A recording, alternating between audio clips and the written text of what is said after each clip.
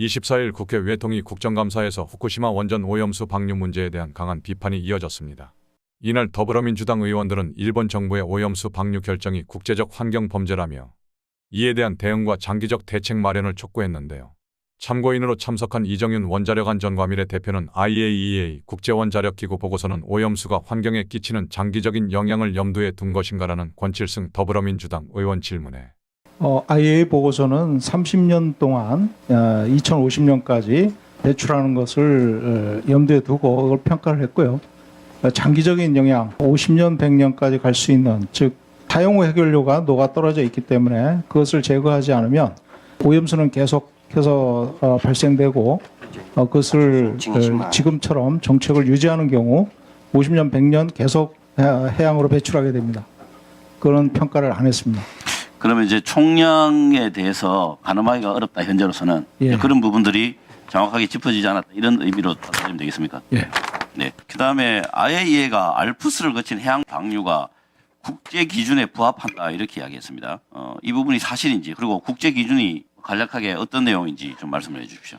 지금 저는 이제 개인적으로 국제 기준이라고 얘기하는 IAEA의 기준이 자체적인 설정된 기준이지 이것이 폐로된 즉 사고난 원전에서 배출하는 기준이 아닙니다. 즉 사고난 원전에서 배출하는 것은 기존에 또 오염이 있기 때문에 그런 것들을 제대로 평가를 해야 되기 때문에 그런 기준은 지금 없는 걸로 알고 있습니다.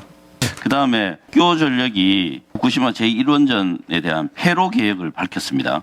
이게 이제 2051년으로 지금 예정하고 있는데 이 부분에 대해서 참고인은 가능성에 대해서 어떻게 판단하십니까? 지금 거기에 녹아 떨어져 있는 데브리라고 하는 사용 해결료 그거를 제거를 해야 되는데 지금 일본에서는 제거할 계획을 세우고 있지만 접근조차 지금 제대로 못하고 있고 다른 방법을 동원해서 고려를 해야 될 것 같습니다. 지금 현재로서는 전혀 제거할 가능성이 없다라고 생각됩니다.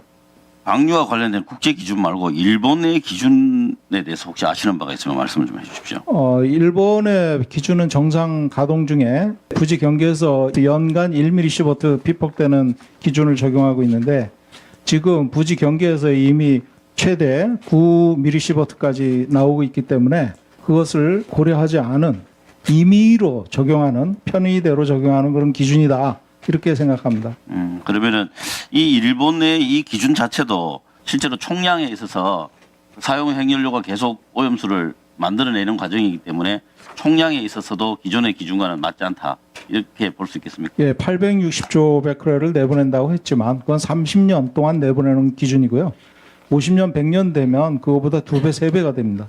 네, 그러니까 지금 사용 행렬료를 제거하지 않는 그런 원천적인 작업이 이루어지지 않는다면 이 문제는 계속 제자리에 있다 이렇게 보면 되겠습니까? 예, 그렇습니다. 같은 당의 이용선 의원도 일본의 오염수 방류는 100년 이상 장기적인 해양 오염을 야기할 수 있다며 일본의 핵 전문가조차 오염수 문제를 해결하려면 170년이 걸린다고 전망하고 있다고 말했습니다. 아울러 그는 이번 오염수 방류는 단기적인 문제가 아니라 매우 장기적으로 해양 생태계에 심각한 영향을 미칠 수 있음을 경고했습니다. 현재 보관 중에 오염수가 130만 톤이 넘고 21년부터 제거하겠다는 사용 해결로 880톤은 아직 전혀 손을 못 대고 있고 거기서 오염수가 추가로 계속 발생하고 있죠. 그런데 이것을 해결할 전망이 지금 전혀 없는 거 아니겠습니까? 예.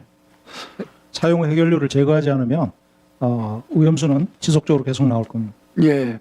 그래서 일본의 이 핵 전문가조차도 낙관적으로 봐도 170년이 걸린다 이렇게 평가를 하고 있는데 이게 일반적인 해석이자 전망이라고 보는 게 맞겠습니까? 170년도 사용 후 해결료를 제거해야 되는 전제 조건이 있습니다. 그래서 그때까지도 제거를 못할 경우에는 계속 방류가 될 겁니다.